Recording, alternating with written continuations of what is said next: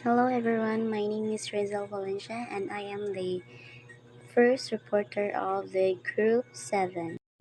For the discussion, I am going to discuss about advanced CAD applications. So what is advanced CAD applications? It is a technology that uses computers to create and improve designs digitally. Advanced CAD applications do more than simple drawing because they can create 3D models, run simulations, make realistic image, automate tasks, and use smart design tools. Like for example sa SketchUp. If you are going to create your floor plan in SketchUp, your plan will be realistic image.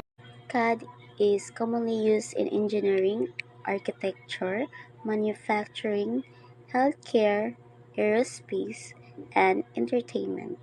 Modern CAD systems help make design more accurate, faster to create, easier to share, and more innovative. By using CAD, mas madali gid ang imong trabaho. Number 1. 3D modeling. Advanced CAD can create realistic 3D objects instead of simple 2D drawings. Users can rotate, zoom, and view the model from different angles. Ang 3D modeling kay mao ni ang maka-create og realistic 3D object instead sa simple nga 2D drawings. Pwede nimo siya ma-rotate, ma-zoom, o ma-view sa model from different angles. Parametric design. Parametric design automatically updates connected parts when one part is changed. Example, if the size of a gear changes, the shaft size also updates automatically. Ang parametric design kay mao siya kung usbon nimo ang usa ka measurement, automatic mausab sad ang related nga part sa drawing. Nanglitan, mag-drawing kag rectangle, nya usbon nimo ang gitas-on, automatic mausab sad ang pikas side sa giset nga sukod. Simulation and analysis. CAD software can test designs digitally before making the actual product. Ang simulation kay mao ang pag-process sa pagtanaw kung unsaon paglihok sa usa ka object before siya mahimo sa tinuod. Makatabang kay ni aron makita kung sakto ba or nindot ba ang design. Rendering and visualization. CAD can create realistic images and animation to show how the final product will look. Ang rendering kay mao ni siya makapahimo og realistic sa drawing o object pinaagi sa pagbutang sa color o texture. Mao to nga i-render siya. Mahimo ni siya og pwede siya mag animations. Cloud collaboration. Cloud-based CAD allows multiple users to work on the same project online in real time. Ang cloud collaboration kay paagi sa pag-share o pagtrabaho sa files gamit ang internet aron dagang tawo nga makakita og maka-edit sa usa ka project bisan asa pa siya nga lugar. AI assisted and generative design. Artificial intelligence helps automate design tasks and suggest better designs based on requirements like strength, weight, and material efficiency. Ang generative design kay mao pag-process diin ang computer mohatag og daghang possible nga design based sa giset nga rules ug sa sukod sa user. Popular CAD software. So, kaning popular CAD software is mao ni siyang mga mostly common used nga software karon Ang first one is mao ni siyang AutoCAD. So ang kaning AutoCAD mao ni siyang pinaka-known nga software nga gihimo sa Autodesk. And magamit po ni siya, mao ni gamiton para paghimo sa mga 2D and 3D models. And with the use of AutoCAD, mas dali ug mas accurate gali ang paghimo nato mga digital nga mga drawings ug mga design. Then kuan pod kasagaran mo gamit aning AutoCAD is kanang mga architecture engineers, mga construction, og mga interior design. Kay mao man lang gamiton para paghimo sa mga floor plans, mga interior designs, mga sections, mga elevations, etc. Ang next software mao ni ang SolidWorks. Galing SolidWorks is mao ni siyang ang CAD software nga gigamit kasagaran sa mga mechanical engineers, and kani pod nga software is makahelp ni siya sa paghimo og mga 3D models o product designs nga naitaas sa accuracy.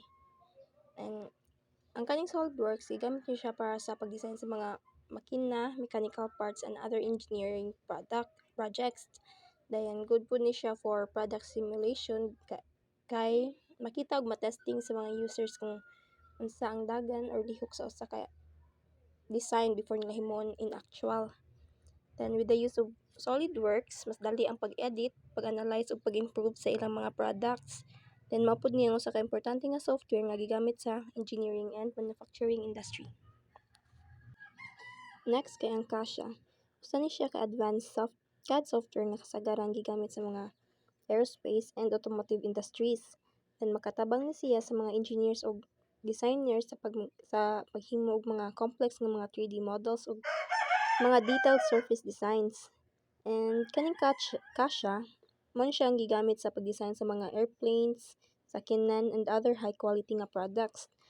Tungod sa iyang mga advanced tools, mas dali ang pag-create ug analyze and pag-develop sa mga complicated nga mga designs. Sunod kay ang Fusion 360. Usa pod ni siya CAD software nga gihimo sa Autodesk, then gigamit ni siya sa 3D modeling, product design ug engineering projects.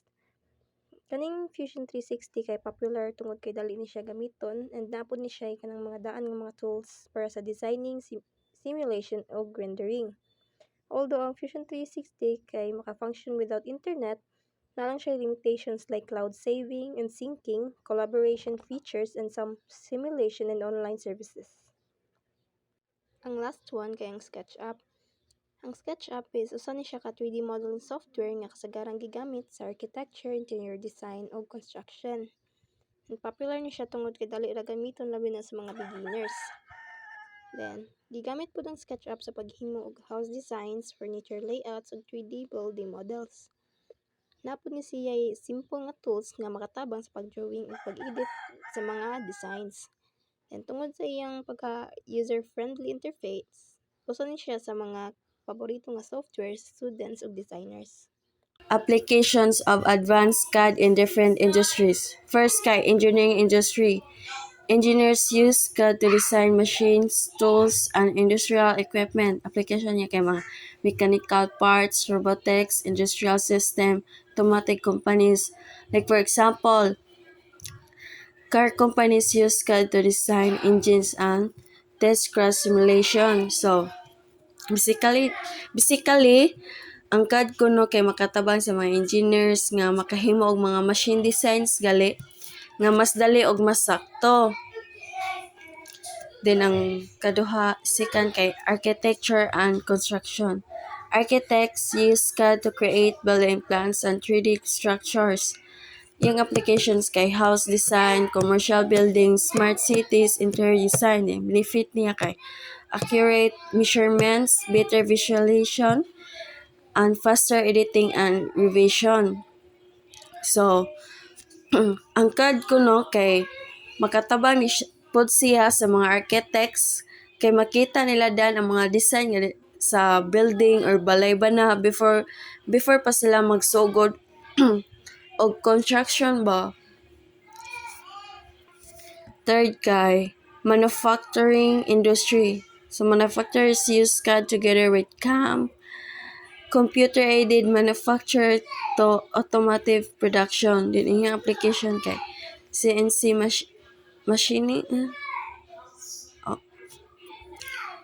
product prototyping, 3D printing, assembly line planning.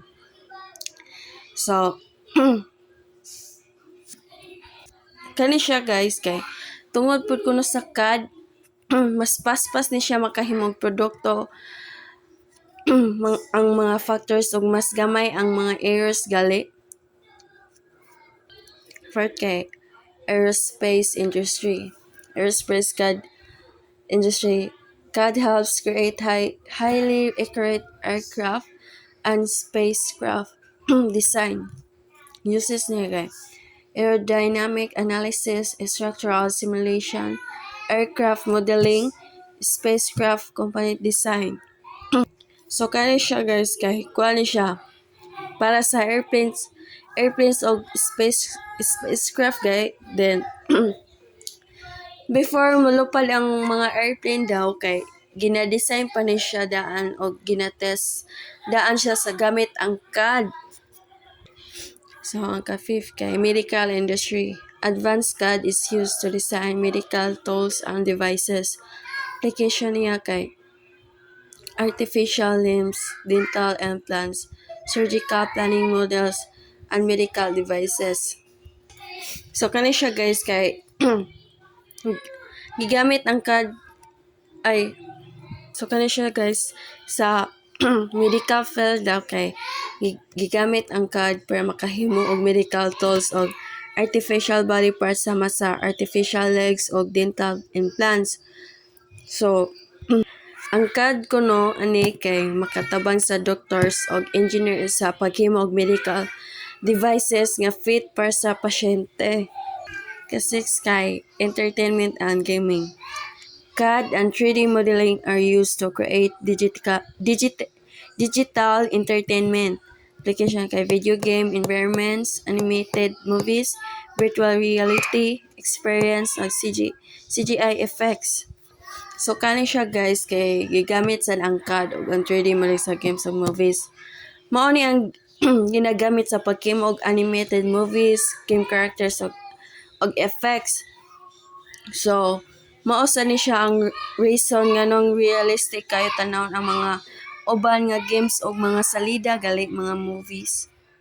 Benefits of advanced CAD applications. So number 1, ang kinahanglan is ang increased accuracy. So meaning ani kana ang less ang kanang mga mistake na mahimo tungod ani nga kanang tungod aning mga advanced CAD application. Ang next kay better visualization. So kanang tungod sa mga 3D models kanang makita na gay nato ang kanang realistic nga mga preview sa mga products. Ang next kay improved collaboration. So tungod aning mga CAD applications karon kay mas dali na lang gali ka makikipag-collaborate sa mga kauban nimo like kanang imong trabaho kay pwede nimo siya mahatag sa lain ning ana para sa imong tiwas. Like imo nagali siyang mapasa-pasa through online. Faster design process. So kani siya is kanang mas dali na nimo siya ang imong mga projects kay dali na gali nimo siya mabuhat because kanang if masayop ka no need na jud ka mobalik og drawing nana niya. If dili man gud ka sa kanaang advance kanang CAD na lang iyo na lang ka kanang i-trim erase. Ang next kay reduce cost. Kani siya kay for example kanang mag-manual ka. So if masayop ka need pa mo ka kanang mo palit lain nga bagong tracing paper, so therefore makagasto na pud ka. Unlike sa kaning CAD kay igo na lang ka mo erase na lang gali, so no need jud ka kanang mo gasto-gasto og maayo. Easier data storage. So kani siya imong mga designs is pwede nimo siya ma-stored online sa through kanang cloud storage gali dayon. Kanang for example if imong ma-delete siya pwede ra nimo siya madali-dali gali og kanang ma-restore gali nimo siya. Then aside pud ana kanang pwede pud nimo imong design diba? Pwede nimo matiwas anytime anywhere. Expensive software. Professional CAD software can be costly, especially for students, schools, or small business. Some programs require monthly or yearly subscription. Next, hardware high hardware requirements. For CAD software needs powerful computers with good processors, enough RAM, and strong graphics cards. Older computers can be maybe run slowly or crash. Steep learning curve. For learning CAD takes time and practice. Beginners may find the tools and commands difficult at first, so training is important. Next, file compatibility problems. Different CAD software may use different files formats. Sometimes file cannot open properly or may lose details when transferred to other programs. Next, dependence on technology.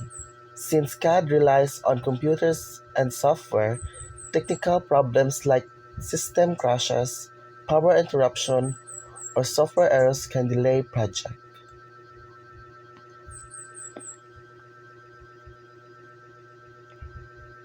Emerging trends in advanced CAD, accelerating innovative. Your outline spotlights transformative shifts, AI, cloud, immersion, twins, and sustainability are redefining CAD from static drafting to dynamic, intelligent ecosystems. Modern CAD boasts accuracy, submicron precision, speeds, iteration like days versus weeks, and fosters innovation through data-driven decisions. Challenges remain like sleep learning curves and high compute needs, but cloud-native platforms like for example Siemens NX are democratizing access.